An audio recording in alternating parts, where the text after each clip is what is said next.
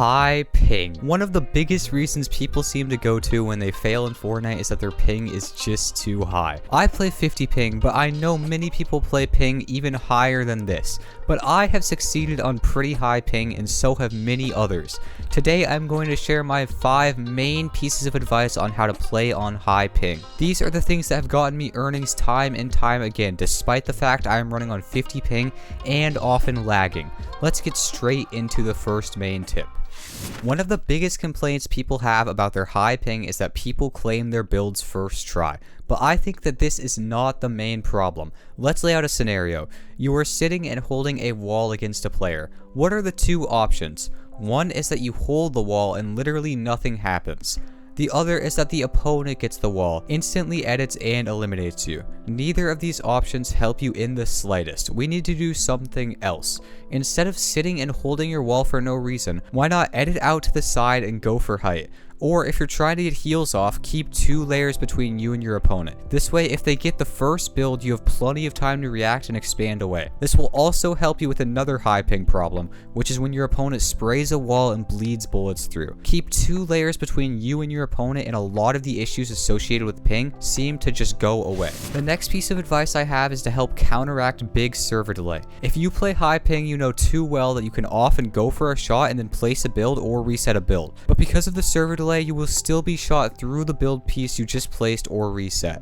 To counteract this chance for our opponents to use our ping against us, we need to always play angles. In every scenario possible, you should play on a peak. By playing a peak, the increased time it takes us to reset or build does not come into play, because we are exposed for the same amount of time as somebody on low ping would be. This works especially well for jump peaks, where you are visible on your opponent's screen for very little time. Being able to play on wide edits and resets is a big advantage, but unfortunately for high ping players, it does not always work. To counteract this, we should always play on right hand peaks and jump peaks, so that we are exposed for no extra time due to our delay from the server. This next tip is a bit more general. Because of high ping, you are on a delay from what you want to do to when it actually happens in the game. So theoretically, if you knew what you wanted to do well before you did it, this would not make much of a big difference. So to counteract high ping, you need to be thinking ahead. Make a decision of a play and stick to going through with it. Unfortunately, it can be hard for high ping players to play reactively. Because of this, we need to play proactively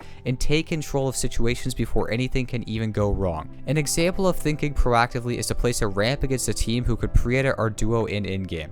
Sure, a low ping player might be able to see the pre-edit coming and quickly turn to hold the wall, but we have to deal with the situation and know we could probably not react in the same way. Instead, we can place a ramp against our opponents so they can't pre-edit us in the first place. This way, we have thought ahead and counteracted the delay that ping restricts us with. Another example of thinking ahead can be seen by anybody tarping in a laggy in-game. They have to place the builds way before they even walk onto them. This type of thinking can be adapted by high ping players as their regular mindset. Think ahead and play ahead of the rest of the lobby. The next piece of advice is don't play to claim pieces. On high ping, it is often more likely that somebody holds a build against you than you getting the build. Because of this, claiming build pieces should not be a huge part of your playstyle if you are high ping. There are other ways to play that are also viable. One way to play for refreshes that does not require claiming builds is to jump into boxes.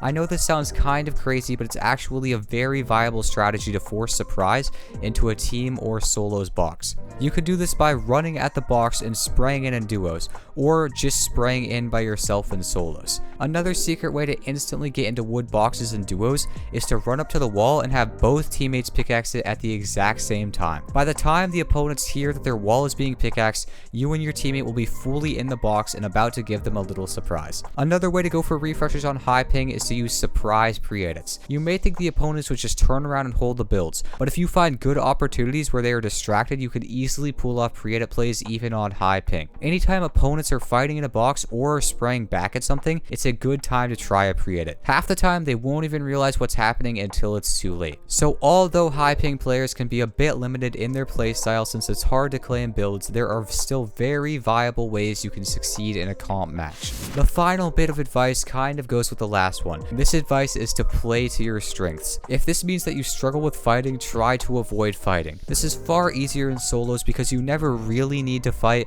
but it's still possible in duos. In duos, if you're in a lobby with Surge, you could play for Surge with long range tags instead of taking a fight. The point is that high ping can be a weakness in your gameplay, so play around it. Consider it as any other weakness you may have. Try to avoid situations where it's going to come into play. The biggest case where high ping is a weakness is box fights. So maybe you are confident enough to fight, but you should try to take build fights instead of box fights. Whatever you do, remember that most situations where ping is a big deal are avoidable. Play around these situations like you would with any other weakness in your gameplay, and you can still perform at a very high level in Fortnite competitive.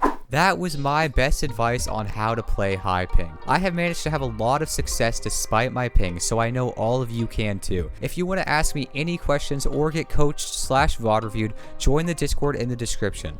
In there, I will let you know when I'm streaming free coaching and you can ask me questions for free. Thank you all for watching and good luck out there. Peace out.